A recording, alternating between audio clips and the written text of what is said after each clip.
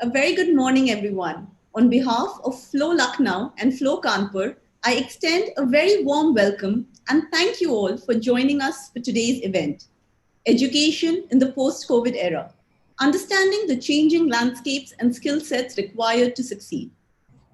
As Nelson Mandela rightly said, education is the most powerful weapon which we can use to change the world. As a result of the pandemic and the need to practice social distancing, 186 countries have closed down all schools and universities. According to UNESCO, over 1.2 billion students are affected by the nationwide and localized school closures.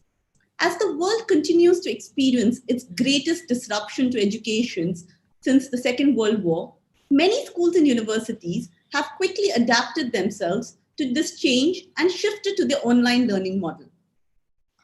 But as we evolve and accept this new normal, there are still a lot of unanswered questions about the way forward. Education is not just about classroom studies. This holds true for all levels, from schools to universities. It is about interactions, broadening of ideas, free-flowing open discussions, debates, and mentoring of each student. Now that we have experienced over 80 days of the lockdown, what are the lessons that can be drawn from this unprecedented challenge?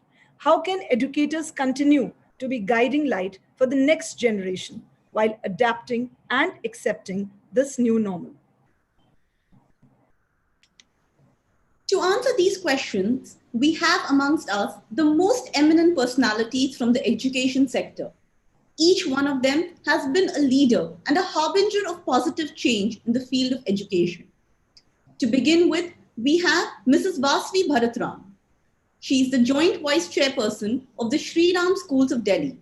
She is on the governing board of Lady Shri Ram College, one of the first and most prestigious women colleges of India. She is also on the board of the SRF Foundation, Charities Aid Foundation India, and Save the Children India, all of which work towards providing a better quality life to the underprivileged of our country. A national past president of FICCI FLO, Vasvi has been working towards the cause of women empowerment and is a strong advocate of equal participation of women in economic activities across all strata. Welcome, Vasvi. Thank you. Thank you. Our next illustrious speaker is Mr. Pramad Sinha. Mr. Sinha is a pioneering force in Indian education. He was the founding dean of the Indian School of Business. He is also the founder and trustee of Ashoka University, a world-class liberal arts university. Ashoka has built a strong reputation for academic excellence, innovative pedagogy, and transformative learning outcomes. He has been instrumental in setting up wide spectrum change-based higher education initiatives, including a management program for career-oriented women. For his many contributions, his alma mater, IIT Kanpur, conferred the Distinguished Alumnus Award on him in 2018. Academics are his first love. He worked on machine learning algorithms in 1980 while doing his MSE and PhD in robotics from the University of Pennsylvania. We are so glad to have you amongst us, Mr. Pramad. Welcome. Thanks very much. Thank you. Next, we have Ms. Sajida Shroff. Sajida is the CEO of Altamount Group. She's an international educational strategist with over 20 years of experience. She's passionate about integrating strategic business practices in knowledge organizations and is committed to contextualizing education for positive impact. Her experiences with global entities include G20, UNHCR, UNICEF, UNESCO, OECD, NATO, UAE PMO, along with institutions such as Cambridge, McGill, Harvard, and Columbia. Sajida is actively engaged in CSR, including being the president of Harvard Club of the UAE and the president of Harvard Global Women's Empowerment. I have been personally working with Sajida on the board of Harvard Global We, and I can confidently say that she's one of the most passionate and hardworking individuals committed to making a difference in the lives of girls through education. Welcome, Sajida. Thank you, Arti. That's so kind of you to say. It's such a pleasure to be here today. I would now take a moment to talk about our next speaker, Mrs. Urvashi Malik. She is someone who has been associated with me for the past 2 years and is a true fount of knowledge who has also been instrumental in helping my son find a place in one of the top colleges in the US. Urvashi Malik, founder and managing director of College Core Education, has over 19 years of experience in guiding and mentoring students to reach their dream colleges in India and overseas. She has placed students in the Ivy League colleges in the US, top schools like Oxford and Cambridge in UK, NUS and NTU in Singapore, and others in Canada and Europe. As the founder and lead counselor of College Core, she brings in her invaluable experience in the field of education when guiding students and leading a team of associates to work on one-on-one with students. From identifying career options to pursue to drawing up plans for their higher education, she has successfully managed to help students not only secure admissions at top universities of the world, but also help them to get handsome scholarships to make the education affordable for their families. A very warm welcome to you, Urvashi. Thank you. Thank you, all of you, Pooja and Aarti specifically, for organizing this and giving me this opportunity of being here with everyone. I look forward to the discussion. It's our pleasure. Next, we have Mr. Ethan Van Drunnen. Mr. Ethan Van Drunnen has worked in international and residential education for over 17 years and is the vice principal of Woodstock School in Uttarakhand. He has previously served in executive roles in Myanmar. He has a Master of Education in International Education Policy from Harvard University, a Bachelor's in Social Studies Education from Taylor University, and Principal Certification through the University of San Francisco and Washington State University. Mr. Drunnen is joining us all the way from Florida today to participate in this rich panel of discussion. A very warm welcome, Ethan. Thank you so much for organizing this, Arti and Pooja. It's wonderful to be here. Really looking forward to this conversation. Thank you. Yeah, thanks for that. It is indeed a privilege to welcome such distinguished speakers who are pioneers in the field of education, all at one platform. We thank you all for taking this time to be with us here today. Now I request our moderators for the day, Kriti Shroff and Jyoti Devan, to please take this panel discussion forward. Over to you. Good afternoon, everyone. A very good afternoon, everyone. Good afternoon. Good afternoon. Don't limit a child to your own learning, for he was born in another time. This quote by Rabindranath Tagore truly represents the unprecedented times we are currently living in. In India alone, 32 crore learners across the segments of pre-primary, primary, secondary, and tertiary education are hit because of countrywide school closure. The impact has been dramatic and transformative. Most of us in the audience are parents and educators. And as we are rattled by the future of education in the post-COVID world, we are all here to discuss how it can unfold in the future.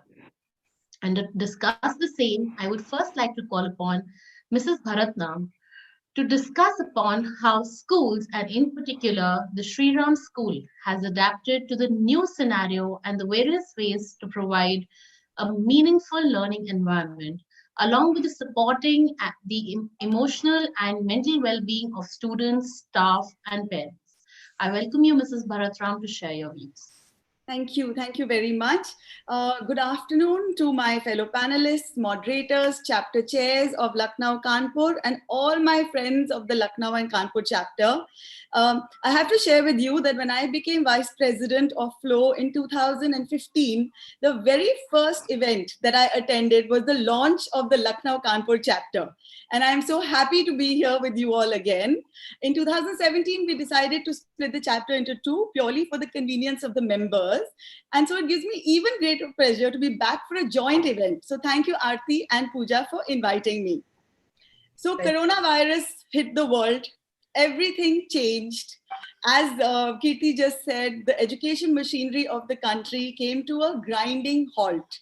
Everybody was surprised. Nobody had any answers. The last working day in schools in Delhi was in March. That also in the middle of the dreaded board exams. There was confusion, there was panic. In Shriram School, we've always believed that education is a partnership between parents, teachers, and students. And for the first time, we realized that all of them needed reassurance, needed support, and we needed to be there for them. So what do students come to school for? Children across come for academics, education, learning, but they also come as a venue for socializing, developing those skills, and for emotional support. And all schools across the country are doing their very best to provide normalcy, provide this and a continuity to their students. Luckily for us, we had invested in IT, and thanks to the pollution holidays that we had in Delhi, we were already used to online classes. Teachers all had laptops, we had our licenses in place, teachers had been trained, so we could luckily hit the ground running. We didn't waste any time.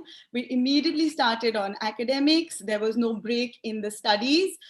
We explored options of e-books, of online testing methodologies, just new things that we had never done before. We also, for the first time, did, it was the end of the school year in Delhi. So we also did an online PTM where every teacher met with the students and their parents and, gave a report on their academics of the previous year. It was also the beginning of the next session. So we did orientations online. But apart from this, we were very clear that we didn't want the students to suffer in any way. And we wanted them to have as normal a school year as possible in these crazy circumstances.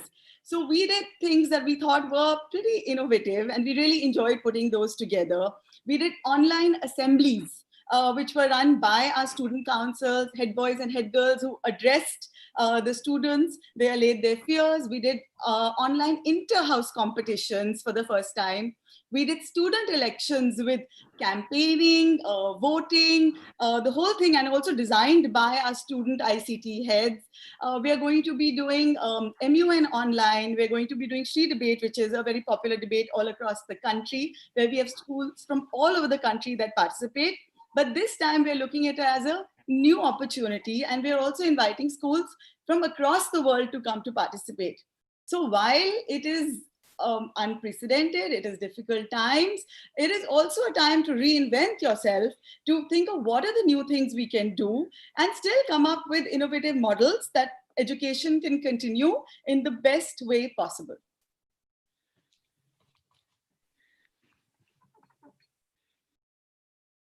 Thank you, Mrs. Bharatram, for the delightful knowledge on how the Sri Ram School is coping up with the unprecedented circumstances and providing students with opportunities like the MUN and online inter-house competitions, which can be a fantastic breakthrough from the mundane studies, which a lot of students are complaining about. So we are indeed very privileged to have with us today Mr. Sinha, who is a visionary and an educationist and the founder of the prestigious ISB and Ashoka University. So we are very, very proud to be sharing screen space with you. And I'd like to invite you and request you to share with us how the universities will have to equip themselves with pedagogical evolutions as we get into this new environment, absolutely unprecedented, and we have to make our own paths. So please guide us, please share with us how the higher education has to move in order to help the students overcome this pandemic. Mr. Sinha? Yes, thank you.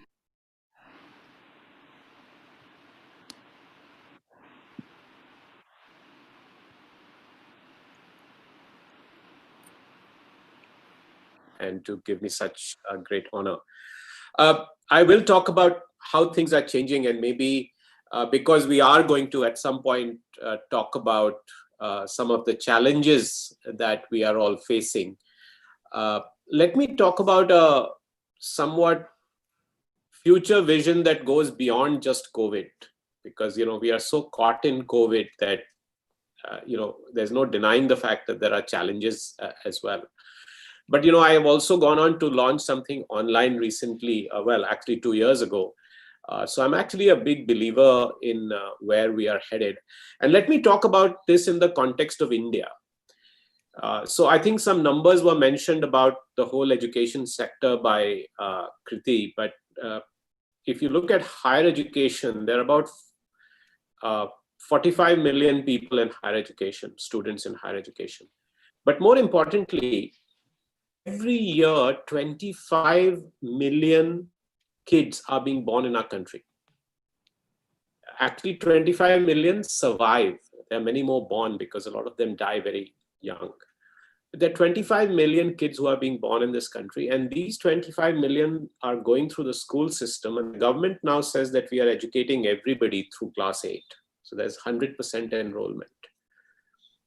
So we are taking them to class 8, we are raising their aspirations, and we are telling them, listen, there's life for you if you get yourself educated and skilled, and we have a future. And then we kind of lose them along the way, because at that point they realize that they don't have the basic reading skills, writing skills, math skills that they need to go forward. All of them have aspirations of going to college one day. And why shouldn't they?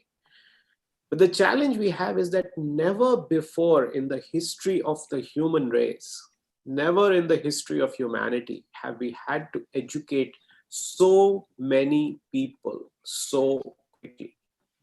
We never had to do that.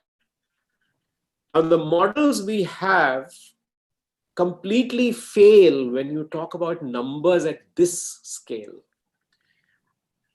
The limitations of our model are that there has to be a brick and mortar classroom. The limitations of our model are that there has to be a teacher. And in those of us in education always talk about teacher-student ratio and how many students to a class, which are all limited in the current model.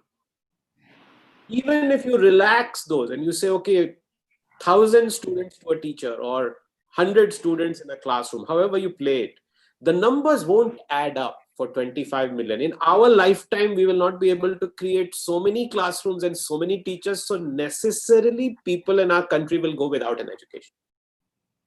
And even those who are getting an education, you and I know that the quality of education there.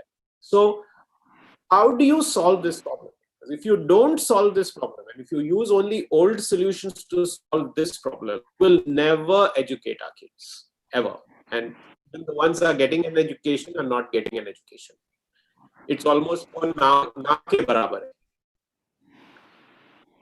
So now the only answer that we have, and I'm not a big proponent of technology either, because of course it's much better for us to meet face to face than to do it over Zoom. But otherwise we wouldn't have been able to meet, right? So you don't have an option. I studied in Kanpur for 4 years, but I think I've been back once in 30 years, right? So jab physical possibly nahi hai, so the only way you can do it is through this. And now this is enabling that. This is enabling us to educate the uneducated. This is enabling us to get to people who don't have an education. And yes, there are problems with technology and device and so on. So my first submission to you is that for our country, we have no option. We can keep debating whether this is good or bad, better, worse, compared to getting to the classroom. But hamare paas choice nahi hai. We do not have a choice. We have to use this. It's not about your children who go to Shri Ram School or Lady Shri Ram College. It's about the rest of the kids who are not getting anything close to Shri Ram School or Lady Shri Ram College. And I'm not doing this out of some bleeding heart, charity, philanthropy. This is the practical brass tacks. Agar technology nahi use karenge, we cannot teach people. Now, coming to your question about what's happening in higher education very quickly, I think where we are going to go is a model where some people will still go to school, some people will still go to college, and they will still follow the same brick and mortar lecturer, teacher doing a class. But you are also going to see now that class being broadcast to many more students who don't choose to come home. By the way, Stanford University is running classes this year in this model. First year students will be on campus, second year students will be away, and even the first year students who will be on campus, those who don't feel safe can stay home and listen to those lectures. And then for a number of people who are beyond Stanford, and this in the larger education system used to be earlier kind of looked down on and was called continuing education or professional education, and people used to say open universities and so on.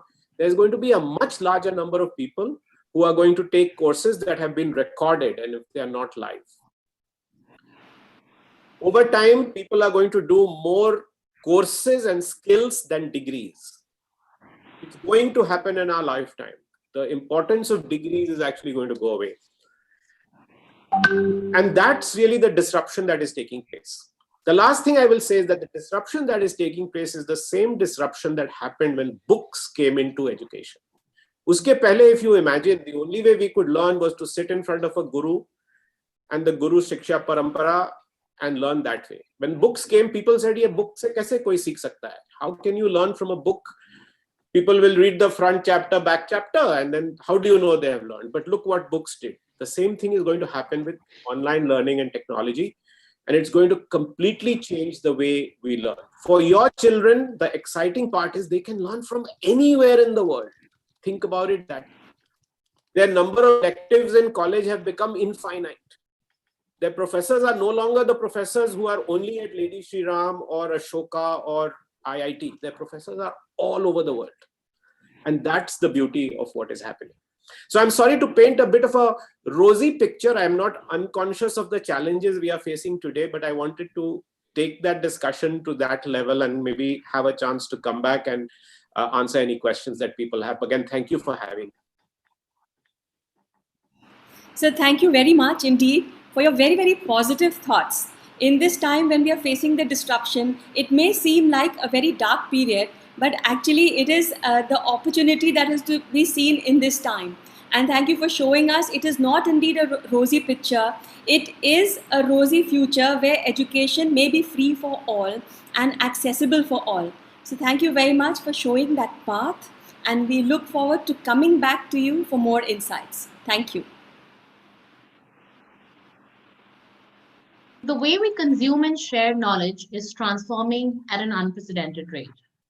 And to discuss what will be the skills required to embrace the new style of education and achieve success, I would like to now call upon Mrs. Straw to discuss on the same and throw some lights.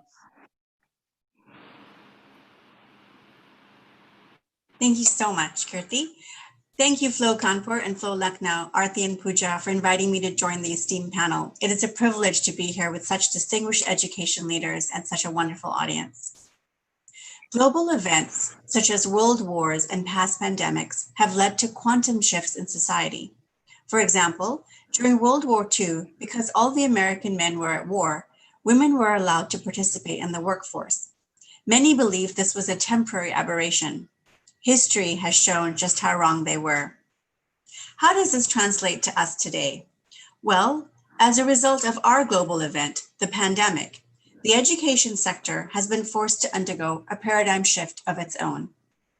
Online or virtual learning went from a good to have periphery to a must have, forcing every stakeholder to embrace this new way of learning.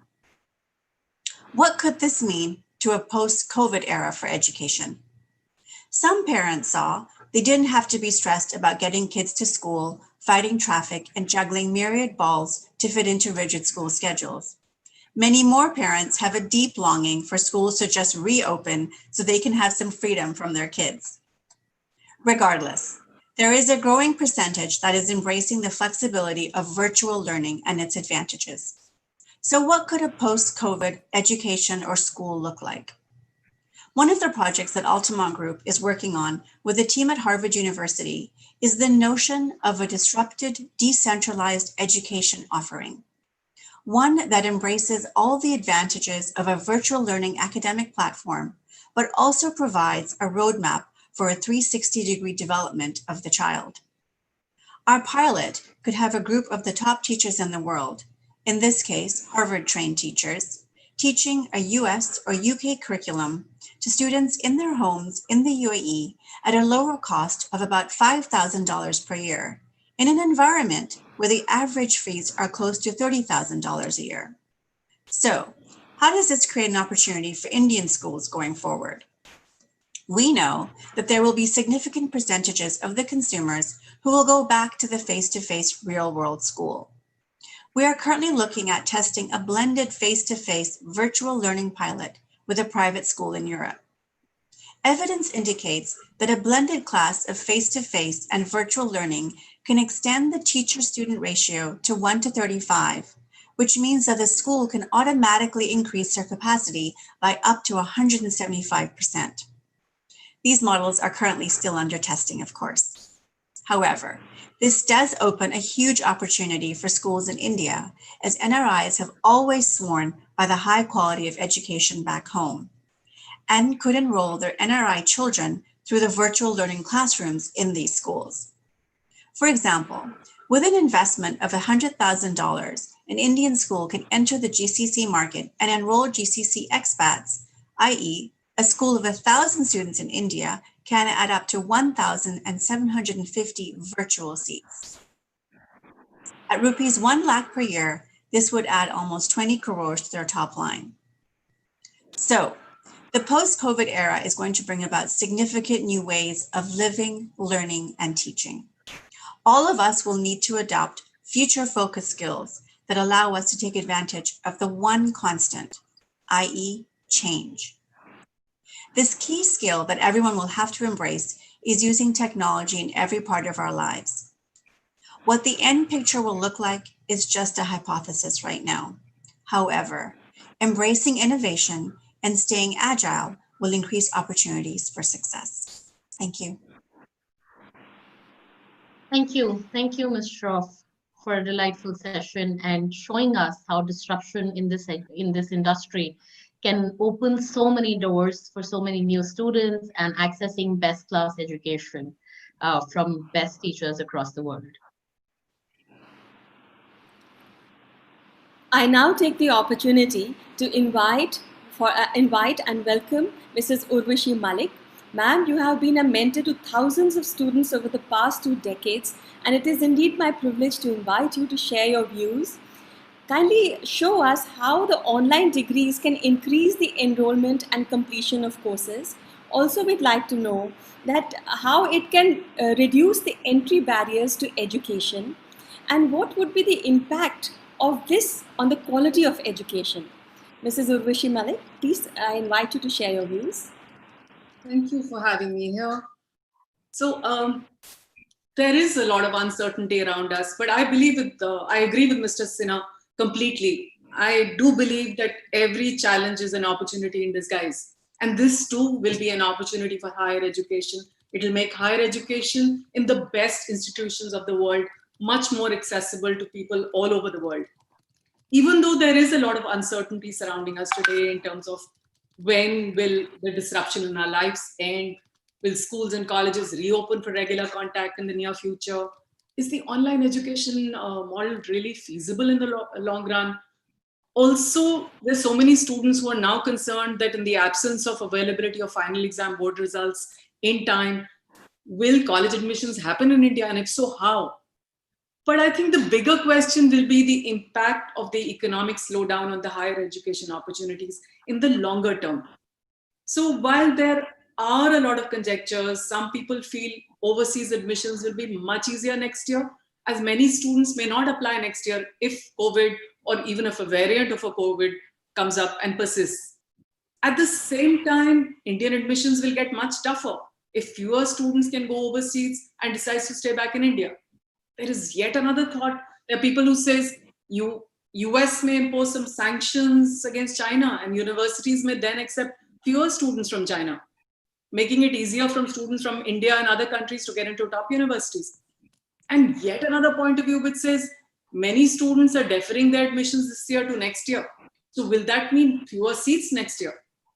So there are a lot of opinions, there is a lot of thought, but I think most surveys have indicated that even in the current scenario, where one semester or maybe more might go online, they will not significantly impact people's interest in studying overseas. And I think each country will have a slightly different approach, which will depend on how the government policy and the outbreak response has really evolved in that country.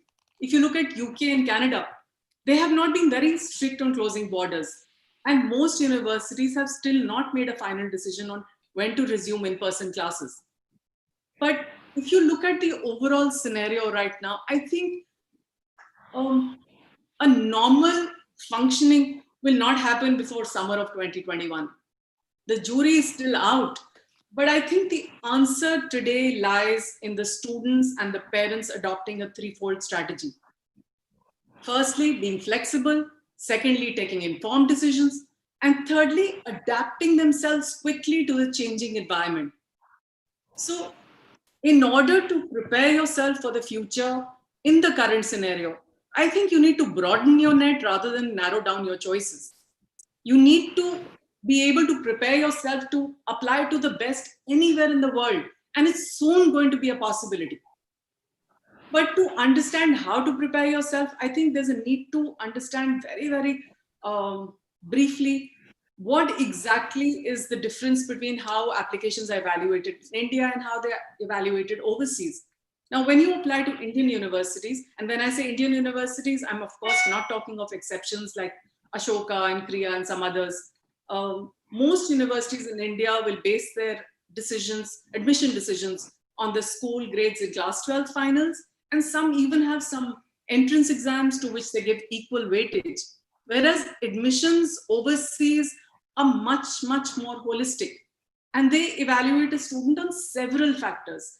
Students need to understand these factors such they can start preparing themselves to be able to access these opportunities worldwide. The most important factor which all universities all over the world evaluate is the academic grades. But when it comes to overseas universities, they evaluate these grades through high school rather than just your board exams. Second, some countries require some standardized test scores, like US requires SATs and ACTs, but this requirement is also undergoing a change. So please watch out for these changes. The third very important factor, which students in the Indian education system do miss out on, is the overall profile development, which is nothing else but the extracurricular activities both within and outside schools.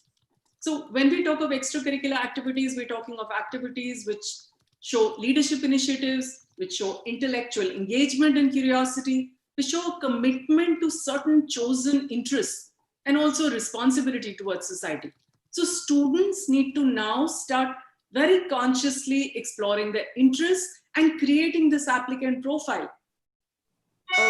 Just to simplify this and to be able to explain this better, let me take the example of a student we're working with.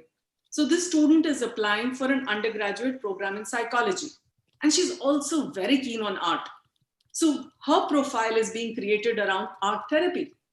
So this child has done an internship in psychology, specifically in art therapy. She conducts workshops at NGOs for students on art therapy being used to handle mental health issues. And currently, since we are under lockdown, she's been very successfully conducting these workshops online, not just for the NGO children, but for anyone else who might be interested, all youngsters.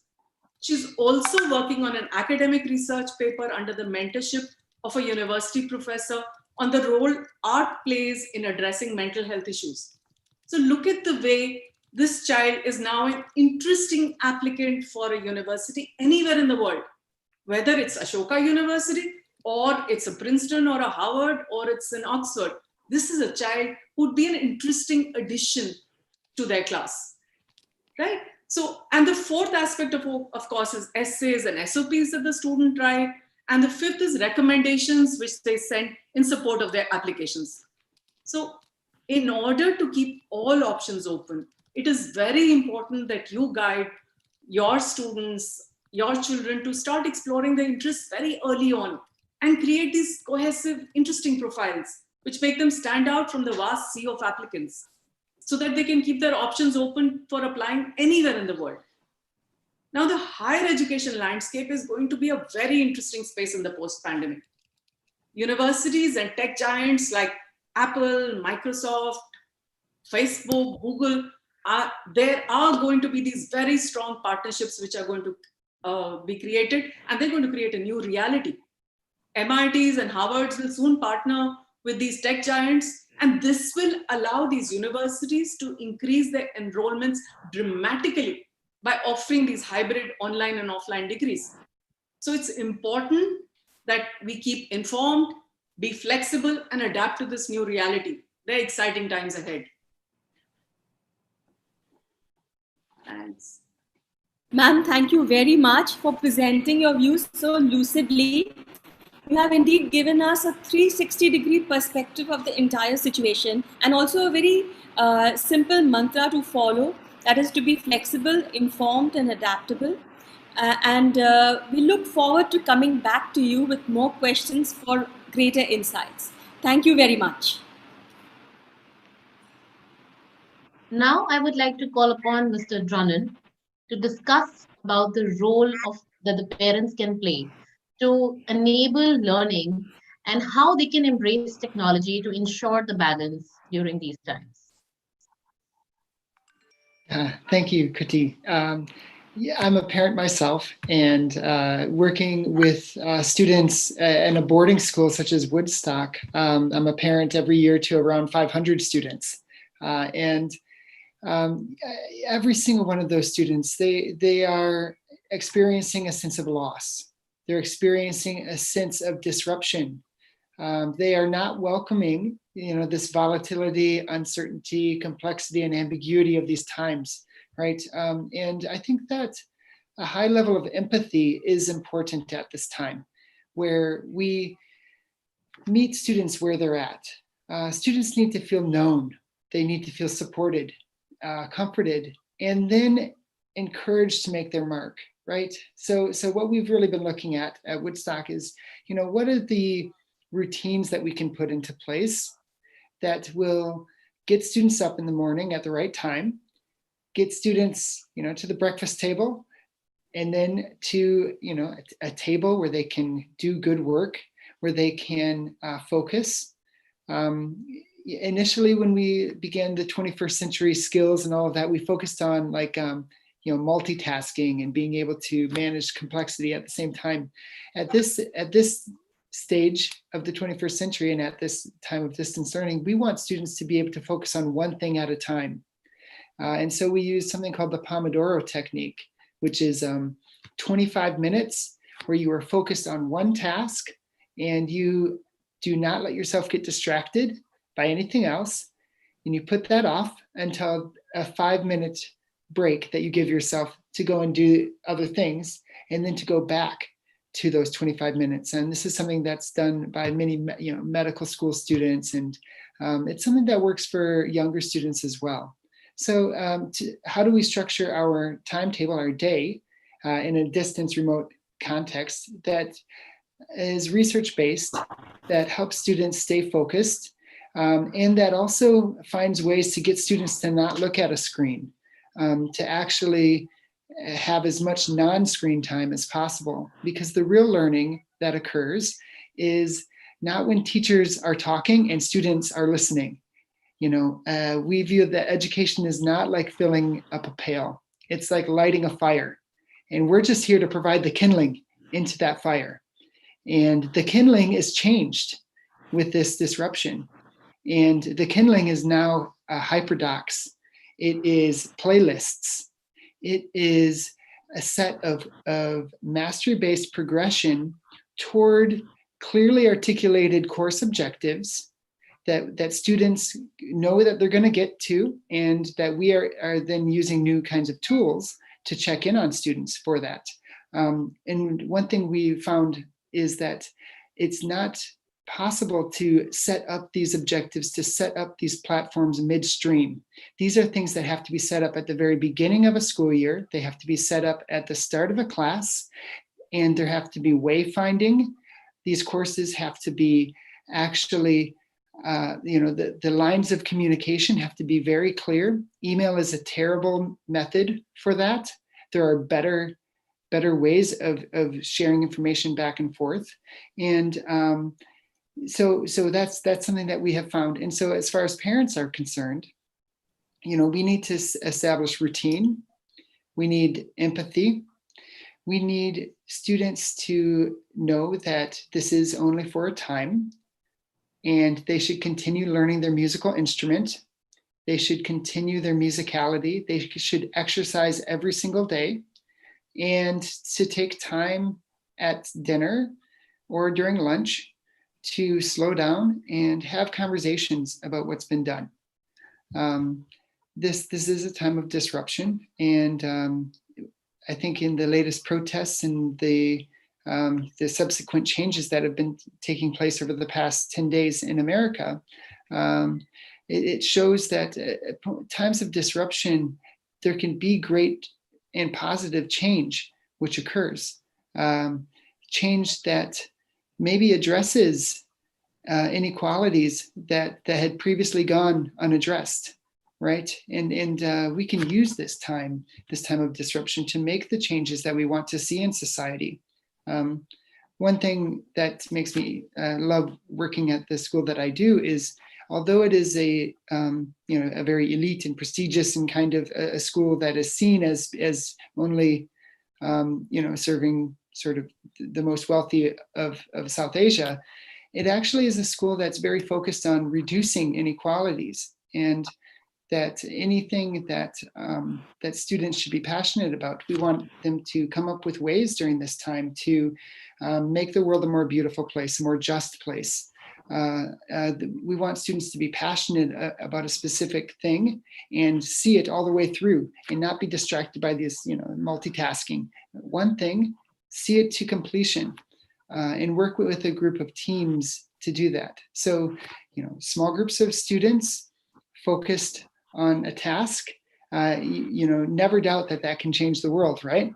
And that can happen. In gentle ways we can change the world, and we're seeing students with great ideas. We are social creatures. We can get through it together, and these are unwelcome times. No one's happy about this, and but these are things that will make us stronger in the end, and that force us to tackle things that should have been done years ago, right? The power should never have been totally with the teacher. The power is now with the students. They can tune out if they want, and it's much more difficult for a teacher to read the room, and they are here now to just support, and that task has changed. So with these playlists, with these blended learning techniques, we can get down to the real work as an educator, which is not to expound on the knowledge that you have, right? We all believe that you have the knowledge. That's great. But the real work is to make students be able to create, and help students to go out and go into nature, or go into a meeting that's with people across the world, and some people might also be in the same room, and be able to navigate that kind of complexity toward a common task. So I think with parents and with schools, I think we have to acknowledge the pain that our students have, and meet them there, and then show them that they can build something that is special, and that in a time of disruption, this is a generation that could actually accomplish some really great things, and actually change the systems and structures around them so that it actually fits their needs and meets them where they're at. Thank you, Mr. Drunnen. That was actually insightful. And as you mentioned, change is always painful. But I'm sure parents can take away a lot of message from you, especially the 25 minutes, 5 minutes break, 25 minutes. That was a beautiful insight for a lot of our parents. And we'll soon get back to you with more questions and a deeper discussion into the same. Thank you so much. Thanks, Kriti. Yeah. These times may appear to be very uncertain and disruptive, but one immediate advantage that I can see in these times is that we have been able to get 5 educational luminaries together. You're all in different spaces, but we have all come together as one. And as we have this exquisite panel, we look forward to great learnings. Kriti and me have some curated questions for you, which we will be addressing. And subsequently, we will be taking up some questions from the audience as well. My first question is for Vasvi. Vasvi, you have led FLO from the front. My question is that in today's fast-changing world, education cannot be limited to campuses, and a multi-pronged approach is needed to equip our next generation to survive and succeed in an ever-changing world. You have been much awarded and applauded for your role as head of the education in FLO.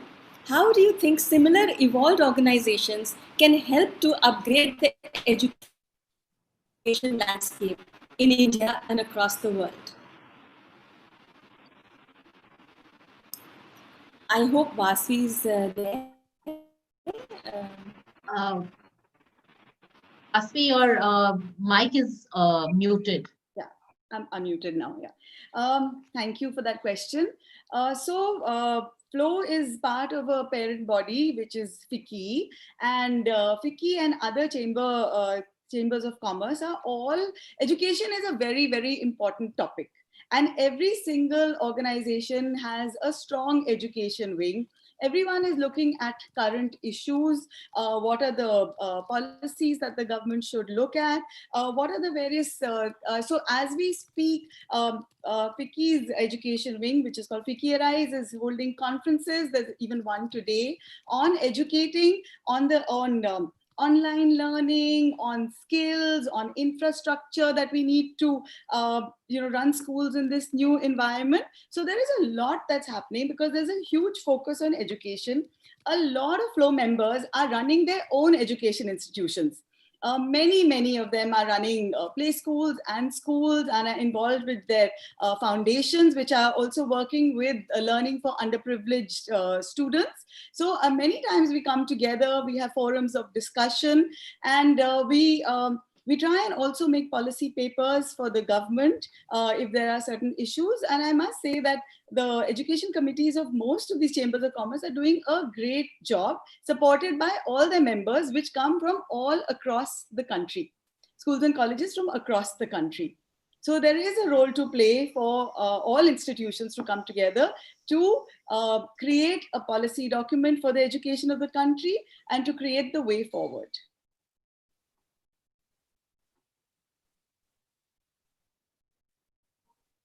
Thank you. Okay.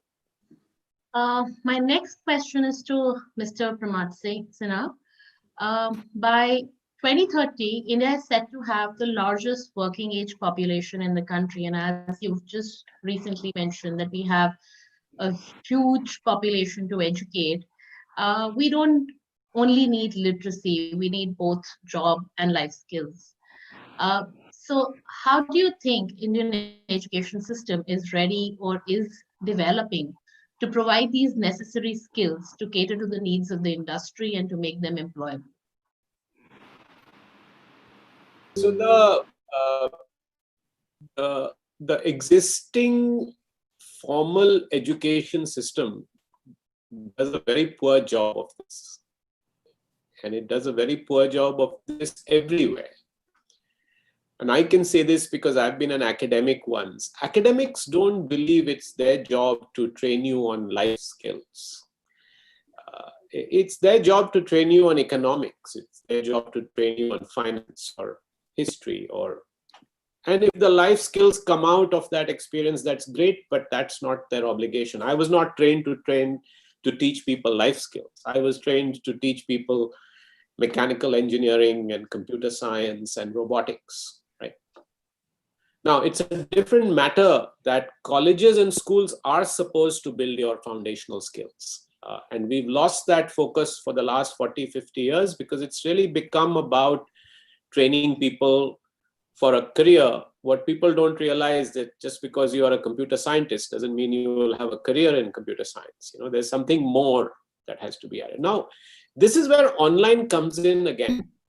Instead of waiting for our schools and colleges to change, and they will change, there is a move afoot to change them in our curriculums and so on. But the change is a glacial change. It's very controlled and it's very bureaucratic, and we are our own worst enemies.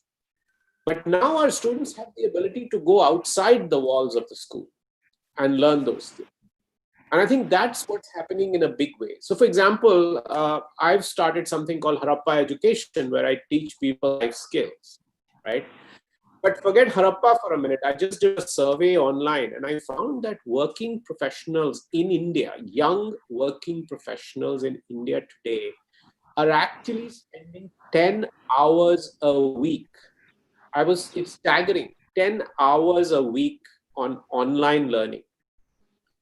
You and I, well, some of you are much younger than me, so you are probably part of that group, but a lot of us are actually not that generation. That generation is very comfortable coming back home and spending time.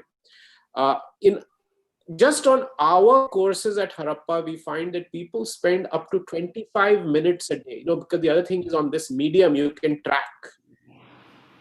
And most of the learning happens in the early morning or in the hours of 8 to 12 at night. Can you imagine the so-called Gen Z and millennials, or whichever generation you want to count them, who we think are sort of not very focused on, they don't care, we pass judgment on them. They are actually sitting at a computer and learning, or their device, laptop, mobile, whatever it is.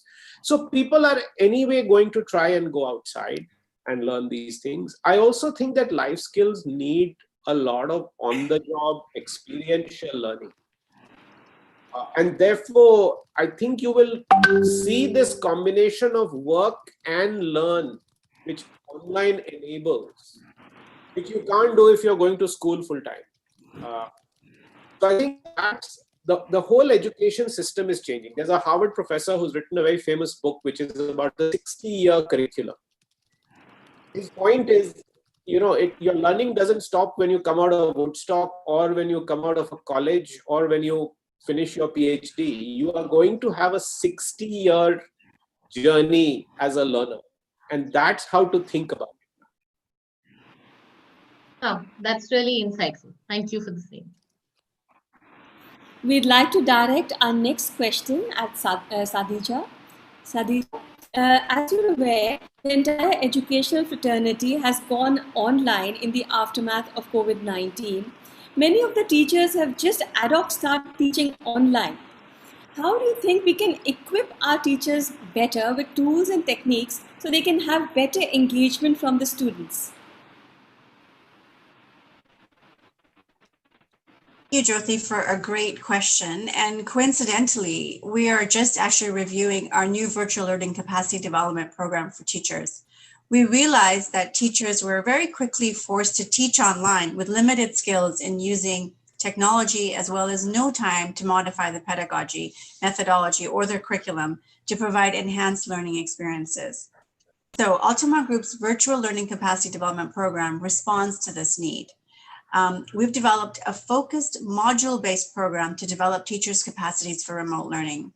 We incorporate various elements, including using technology, taking into account design frameworks, reviewing questioning and interaction techniques, ensuring digital literacy, using learning data, incorporating design thinking and being innovative, and of course, embracing online assessment techniques.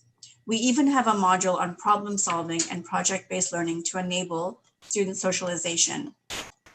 The focus is on developing teacher capacity, so there is participatory collaboration between the teachers and their students, resulting in meaningful guided learning and teaching practices.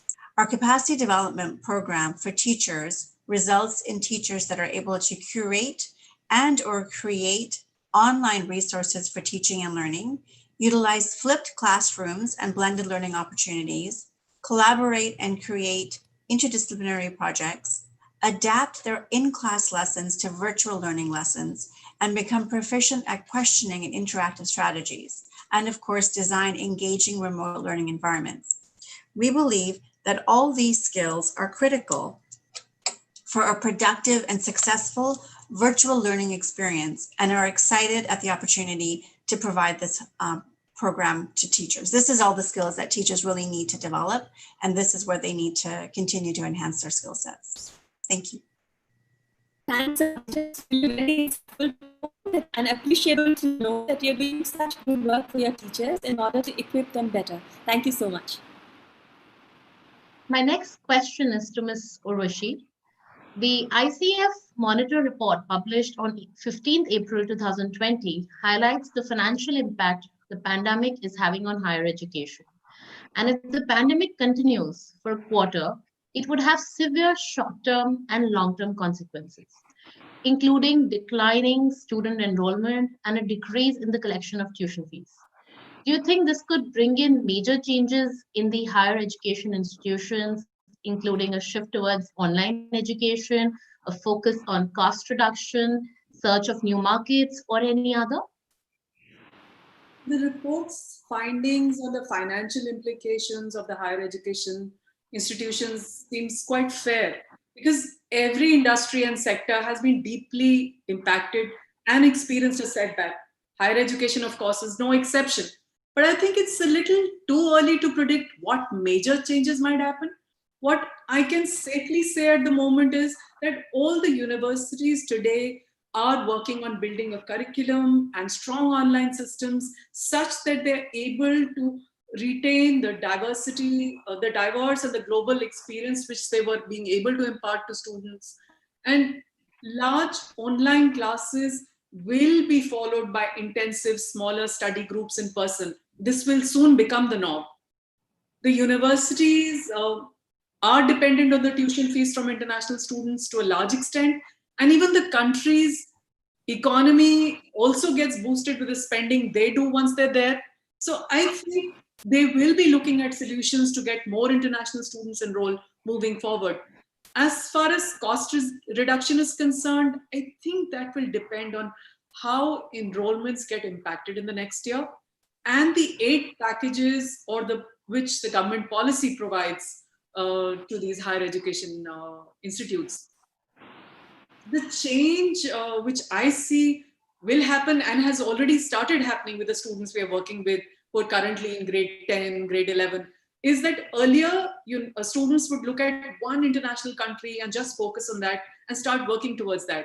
But now I think students will start looking at a couple of countries abroad and even domestic options like Ashoka University before they make their final decisions. So those are the changes which I see are likely to happen.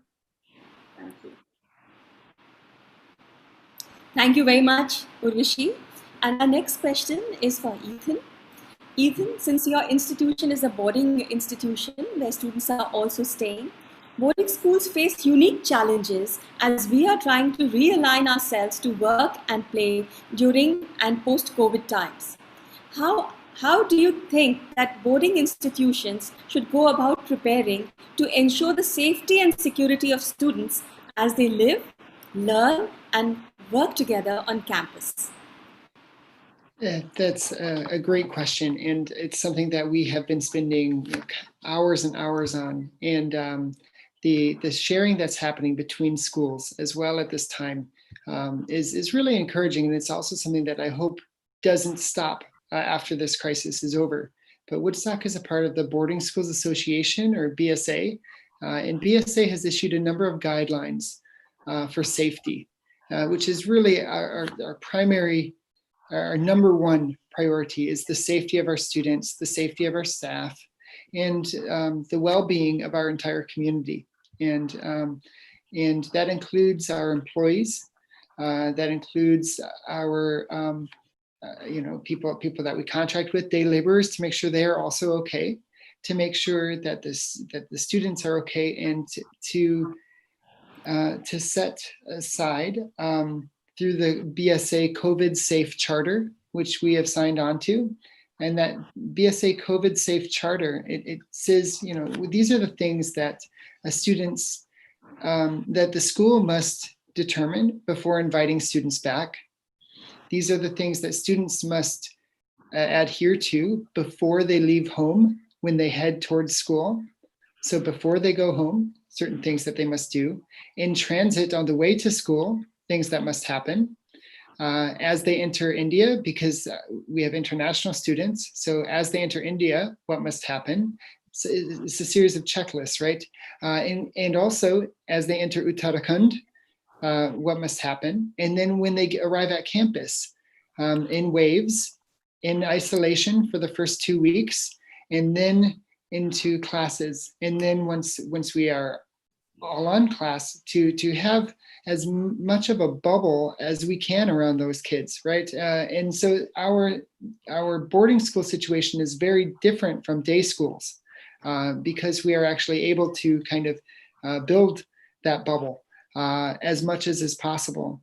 But within that, we want to make sure that there are other kinds of like systems that are put into place, so that if one student ends up having symptoms, that we are able to identify which students should also go in, basically back into their rooms for a time to make sure that it doesn't spread within the community.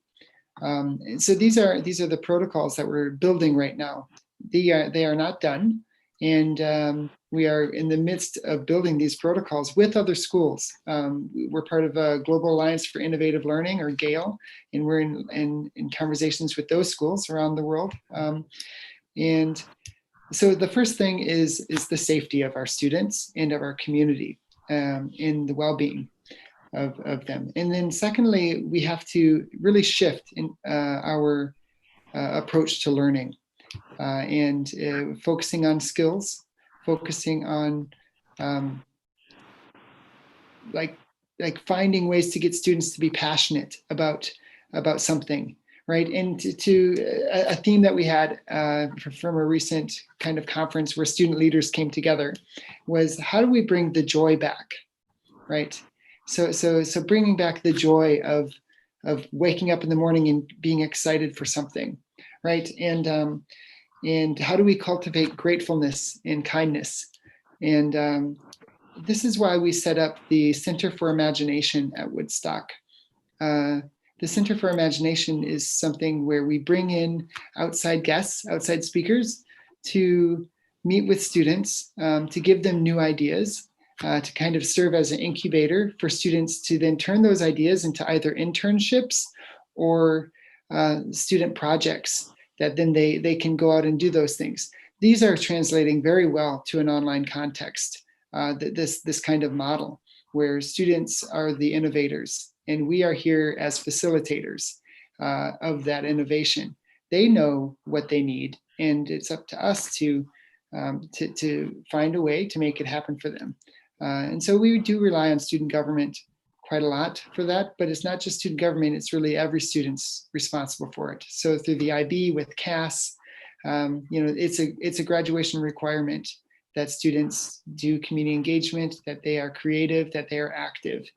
And these are things that can happen when they come back and when they're online. But as I think we said earlier, we have to change our entire system, because when students do come back, we know that some students, for whatever the reason, whether the family is not comfortable sending them back or traveling yet, or they can't get into the country because of a visa problem, or flights haven't started yet, whatever that uncertainty is, we're gonna, for a while here now, have to be able to offer an education, a playlist of learning that works well for students, regardless of if they're face-to-face in the classroom or joining through either one-on-one Zoom calls or small groups of those kinds of calls online, or a combination of the two, to be able to use projectors in the classroom so that students can see each other, or screens if they have their laptops out, so that class discussions can happen both in the classroom and also beyond the classroom, right? And that's, I think, an important post-COVID skill, is going to be being able to be a digital citizen, but also a citizen of meetings, where they're able to really contribute well to a group in a context where some of that group is in person, but most of them are joining remotely together, right? It's going to be an essential skill of collaboration moving forward. Yeah, These are go ahead. challenging times, and it's wonderful to hear how institutions are coming together. It's very heartening that they are brainstorming, and together you're thinking about safety measures for the students. It heartens us, it encourages us that yes, there is a way to get back to normalcy. Thank you very much. Yeah, it is exciting times. Thanks. My next question is to Ms. Vasavi. Mental health of children and young adults is a topic of great concern and especially a lot in discussion these days. And in India, statistics shows that 1 in 4 suffer from some form of mental illness. And now with increasing spending times on digital devices, what measures do you think schools can take to address these issues? Mental health is a cause of great concern these days. We see a lot of young adults suffering from some form of it or the other. So, the first thing I think that schools have to do is firstly take cognizance of this. Stop being in denial, take cognizance of this. And now, with the onset of COVID and people being stuck in their homes for so many days, children are going to come back with not just educational gaps, but also with emotional gaps. And we need to be prepared to support them, to deal with it, and even support their families. Because families are also going through very difficult times these days. There are people who could be losing their jobs. There could be other kinds of stresses. And all the effects of this does trickle down onto the children also. So we realized that we must support the students. We have always had a great team of counselors who have reached out to the students and the families to say that they are there. They can reach out to them anytime they need. Class teachers have been constantly in touch with students. The idea is to create a community. Even when we do online classes, we ensure that the video is on so that student feels that they're still part of a community, a classroom. They are not isolated. We are trying to do group projects. We're trying to do things so that everybody still feels that they are connected. We have always encouraged a culture of friendliness between our students and teachers. There is a lot less level of formality than maybe in some other schools. The idea is that every single teacher in our school or in any school should also be able to play the role of a mentor, a guide, a counselor. So we make all these things available. We have trained all our teachers in Circle Time. We believe Circle Time is a very, very powerful tool. And we have got Jenny Mosley to come and train our teachers. We use it extensively from junior school to senior school and would like to see it being used much more. But the point is that we have a completely no bullying. We have zero tolerance to any kind of bullying, be it physical, emotional, or cyber.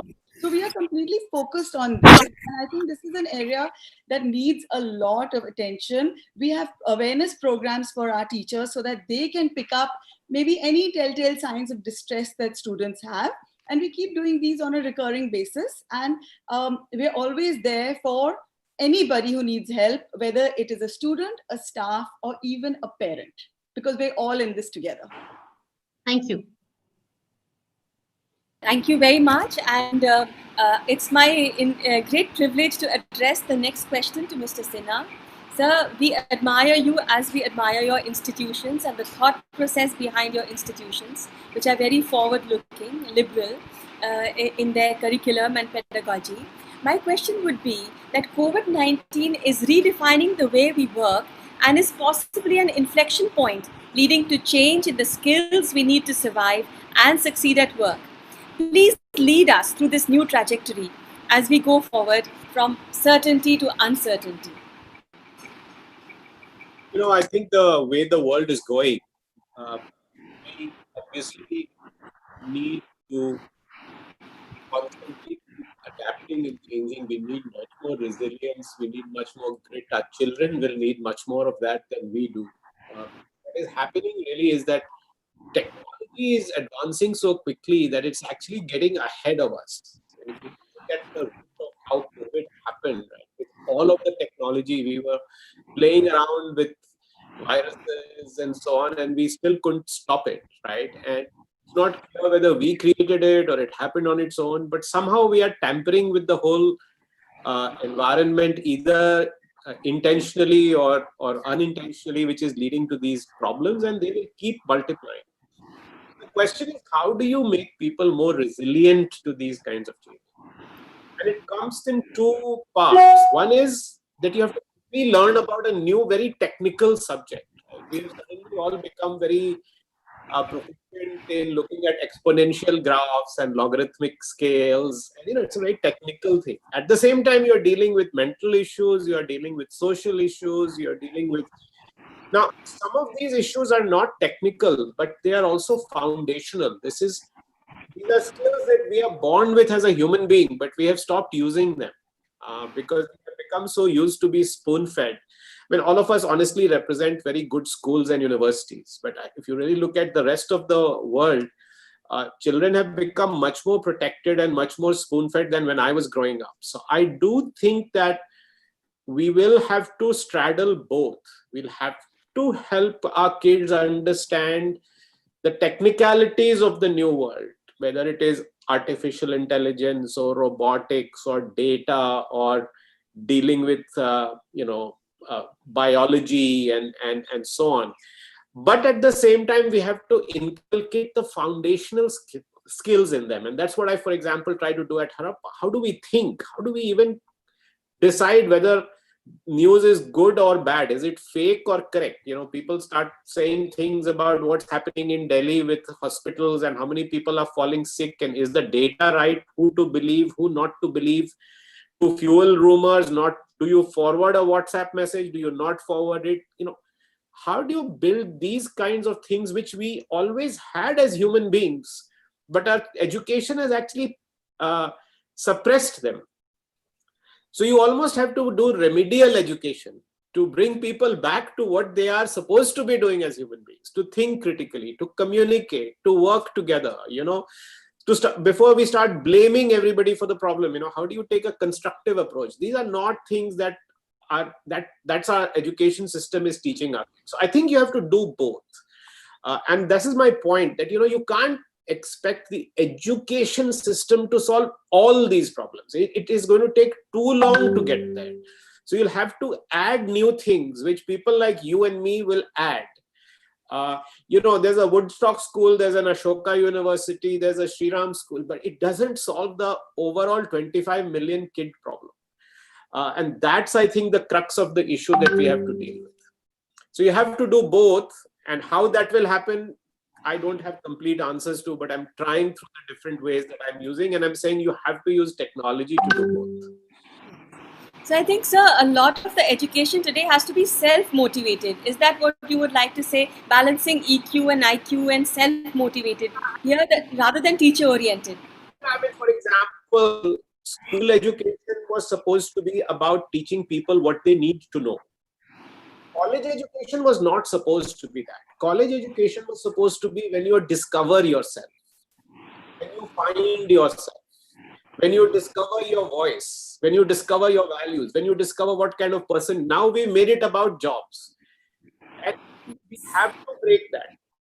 I studied to be a metallurgical engineer for 4 years. For 4 years, I studied metallurgical engineering. In my life, I have not done any metallurgical engineering. It was 4 years of a wasted young man's mind. Because that was all that was available to me when I went into an IIT. I think we have to think about, I believe that there should be no majors in college. The day has come where specialization is not important. If you want to specialize, you specialize. If you only want to study, please be my guest. But if you don't want to specialize, I shouldn't force you. And that mentality we have to bring back. I'm still educating you, but it's your choice how you want to be educated when you get to college. School may be different. Thank you so much, sir. Thank you.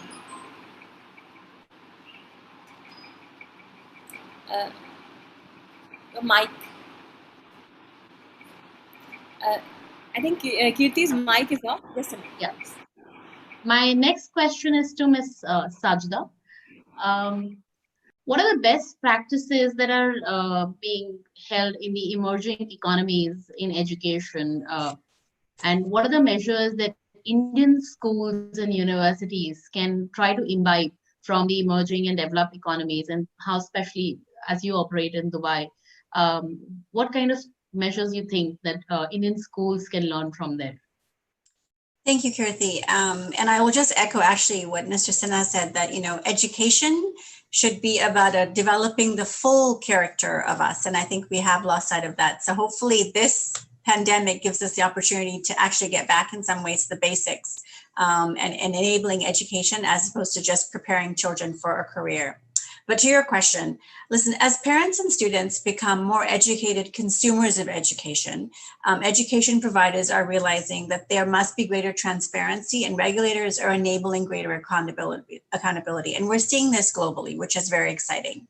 I think overall, there is an increased understanding of the importance of transparent quality assurance, as well as national accreditation, which also ties into ensuring that teachers are properly qualified, certified, and continuously upskilled, something that wasn't applied universally across countries, especially in those where you had entrepreneurial education initiatives, like in the GCC. Of course, there's an increasing use of technology. Luckily, there's also an understanding that technology is a wonderful tool to enable the curriculum and support learning. It's not the core, it's the tool. And in addition, given the global state of affairs, incorporating sustainability and resilience, as also said earlier, is very critical and is seen as future forward. And it's more than that, it gives our children the ability to be agile, to be responsive, to be flexible, to be able to roll with the punches, and in some ways to develop shock-proof ability. I think that we're also going back to the basics, with a focus on the core foundational skills and making sure that those are firmly in place, and understanding the value of inculcating lifelong learning into the child, into the focus on continuous learning, because there will be continued change. There'll be new things that come our way. And it's very important that this is inculcated in how schools and universities are putting together their programs, but also how regulators are requiring these components to be put together. And lastly, I'd say that what we're seeing more and more so globally, and I'm hearing it, of course, across the board from all of our panelists today, is that there's now a wonderful focus on encouraging child-led learning, with the teacher as a facilitator of continuous lifelong learning, supported by the use of virtual learning, technology, mind mapping, the circle approach, whatever you want to call it and incorporate. What we're seeing across the board is that schools and universities are becoming more responsive and more aware of the fact that the parents and the students have more needs than just the book learning. Okay, it's about the 360-degree development of the person, of the child, whether it's at the school level or the university level. And so what we're seeing is that they're being responsive to that. And then in return, the regulators, the entrepreneurs, the investors are becoming more cognizant of the value of this holistic approach and supporting it in terms of how schools and programs are developed and invested in. So I think that's sort of a global overview very quickly. Wow, that was short and crisp, but that's quite an insight for most of the educators sitting here. Thank you. So our next question is directed to Urvashi. Urvashi, you are an expert in your area, and as the COVID-19 rages and most of the courses are going online, and we have also been discussing the benefits of going online. But I'd like to pick your mind that how will technical courses like engineering and medical survive in this kind of an era? Will they be able to transit to the online mode?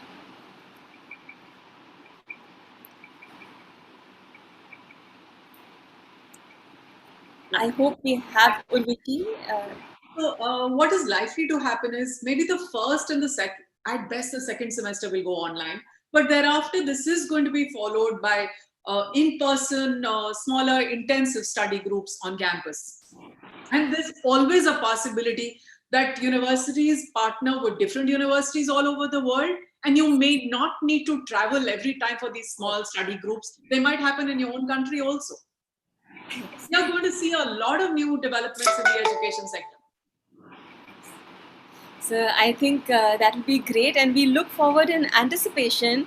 And I think we should embrace change and look forward to the change, which has been forced upon us, but it is really up to us how we react to it. Thank you. Okay, so thank you, panelists, for being such a wonderful participators. And we'll now start taking up questions from the audience. Our first question is to the whole panel, which is to understand the economic impact and how a lot of parents are forming communities and are now requesting educational institutions to ease the pressure by reducing some school fees and university fees. So, what could be your suggestions to parents, and how could they understand both the sides of the game so that there is not much of anxiety involved?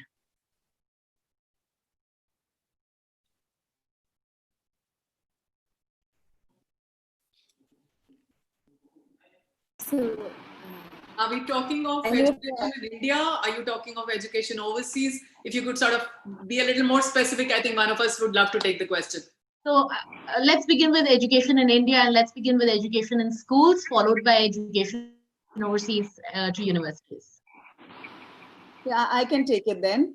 Okay, so there is this whole movement about parents forming lobbying groups, and of course we completely understand that everyone is going through a difficult time, no question about it, and schools are cutting back wherever they can.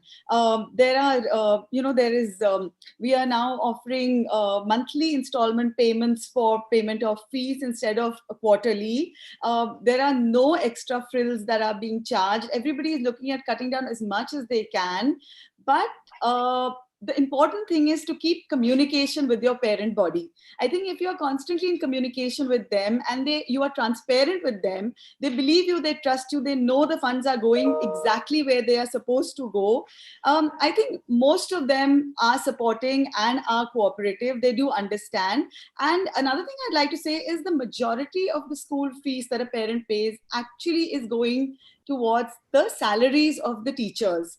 The teachers have never worked as hard before as they are working now in very difficult circumstances, where they are working from their own homes, they're taking care of their own families, they don't have part-time staff that's coming in, and they are doing 4, 5, 6 hours of online classes. We must acknowledge it and appreciate that, and actually applaud the teachers for the way that they have taken on this challenge. And I know online learning is here to stay, but for me, a teacher is completely indispensable, and I think that's how it's always going to be. So I think parents do need to understand that it's a problem for everyone. We need to find a solution together, but not paying the school fees is not a solution. Thank you. Yeah, at Woodstock, I mean, it's very much the same. We have the vast majority of our expenditure is in salaries, and some of our additional revenue streams that we have had has dried up. We used to have many universities come from overseas to use Woodstock's facilities for those kinds of programs, and that's also dried up. And so we have had to make some short-term furloughs, some reductions where in dealing with contract law at that time, this is really important. But to have those conversations also with our staff to say, we believe in you, we trust you, this is a short-term thing, we will get you through, and then you'll be coming back to full-time as soon as the students come back on campus.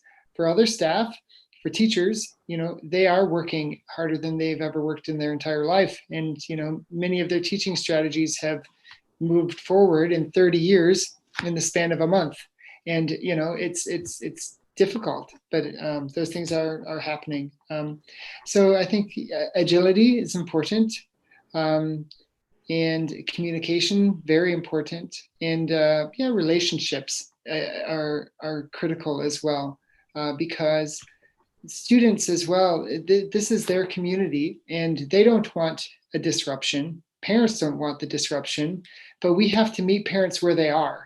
And if a parent has a short-term financial hardship and can show that, then we are trying to meet the parent where they're at with that. But as well, we can only do so much, and we're a not-for-profit school. We don't have like a large amount of capital kind of that we're sitting on or anything like that. It's all it's all kind of from a year-to-year basis, and so it's a challenging time. But it's a time that it helps us prioritize, and also to make perhaps some difficult decisions that should have been made a long time ago. Like that can also happen, right? So, we're all, I think, on this call involved in those kinds of conversations at different times, and I think that it just takes some of those courageous decisions and to do it in a very humane way, and to protect those who are most economically vulnerable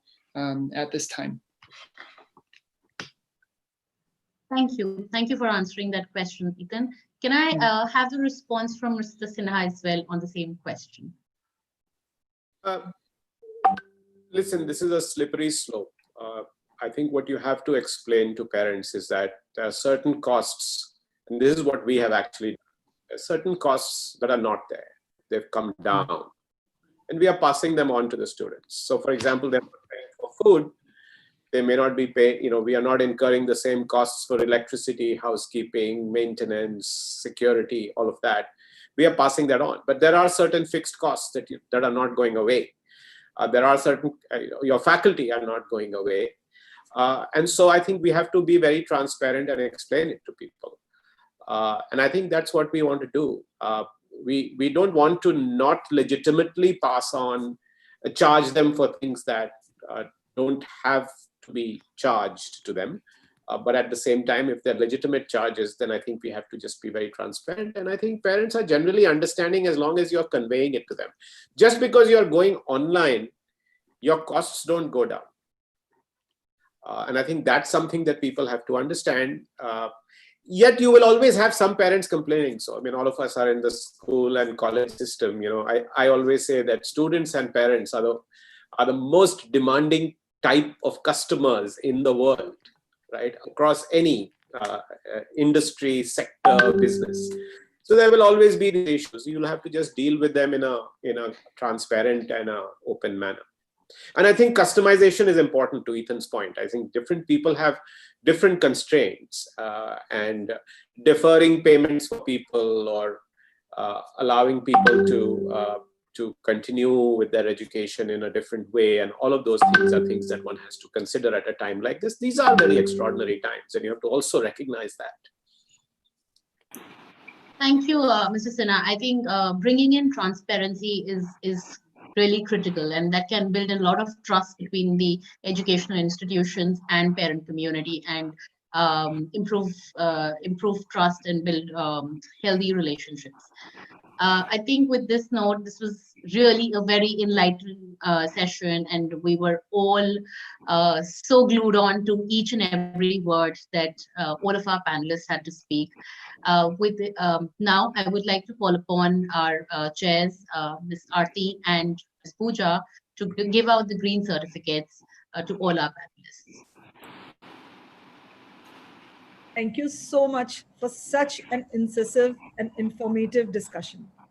The enriching exchange of ideas was only to be expected when we put together such an eclectic group of intellectuals. Now I request the IT team to please display the green certificate to be awarded to our esteemed panelists. We at FICCI plant a tree in your name in association with Trees for Tribals. You can track your tree on growtrees.com with the unique identification number given on the green certificate. This is our small way towards contributing to a cleaner and greener tomorrow. Thank you. Thank you very much. Thank you, Mrs. Vasavi Bharatram, for the wonderful insights you provided us today on how Shri Ram School works and how parents can play an important role in making sure that the children get through this difficult time. Thank you so much. Thank you. Thank you, Mr. Pramath Raj Sinha. Thank you, sir, for being with us here today. It is indeed true that our traditional education model has to be rethought and reformed. Thank you for your suggestions. Thank you, Sajida, for giving us a worldwide perspective of what schools and universities across the world are doing to handle this situation. We really appreciate your insightful thoughts. Thank you so much, Ms. Urvashi Malik. Thank you for your educated and well-informed input. These are very unsettling times, and it's very helpful to understand this change in the education system from you due to this pandemic. Thank you for being with us. Thank you, Ethan, for joining us all the way from Florida and providing those wonderful views and insights into how Woodstock is dealing and helping students in these difficult times. My pleasure to be here. Now I request Senior Vice Chair Kanika Vaid, FLO Kanpur chapter, and Senior Vice Chair Arushi Tandon, FLO Lucknow chapter, to please give the vote of thanks. Thank you. Good afternoon, everyone. Lockdown has accelerated adoption to digital technology. It has created a certain level of uncertainty in the choice of subjects, colleges, and universities. This session was truly an eye-opener to the number of opportunities available to the children. Today, we learned not only how as parents we can enable learning and how we can embrace technology to take the process of learning to another level. We also learned how schools, colleges, and universities are equipping their pedagogy with new skills. We also heard about the changing landscape of overseas education. On behalf of FLO Lucknow and FLO Kanpur, we extend our deepest gratitude to the eminent panelists present amongst us. Mrs. Vasri Bharatram, Mr. Pramath Raj Sinha, Mrs. Urvashi Malik, Mr. Ethan Van Drunen, and Ms. Sajida Shroff. We are extremely fortunate to have you all with us for this informative conclave. This must have cleared a lot of doubts with children and parents during these COVID times. I am extremely thankful to our chapter chairs, Dr. Aarti Gupta from FLO Kanpur and Pooja Garg from FLO Lucknow for organizing such an interesting and educative webinar and showing us the varied outlook of education scenario today. Heartfelt gratitude to our MC Jyoti Diwan, Kriti Shroff for conducting the session so beautifully. I would also like to thank our members Ritu Mathur, Simu Ghai for their support. Heartfelt thanks to our sponsors from Lucknow, RG Infra City Private Limited, Shalimar Cough, Wild Punch, Quiff, and now Lucknow. From Kanpur, Valencia Socks, Loya Corp, and Art Knox. A special thanks to our GB and FLO members from Lucknow, Kanpur, and other chapters for being here with us and gracing this event. Thank you once again to all our panelists for their priceless inputs. Thank you.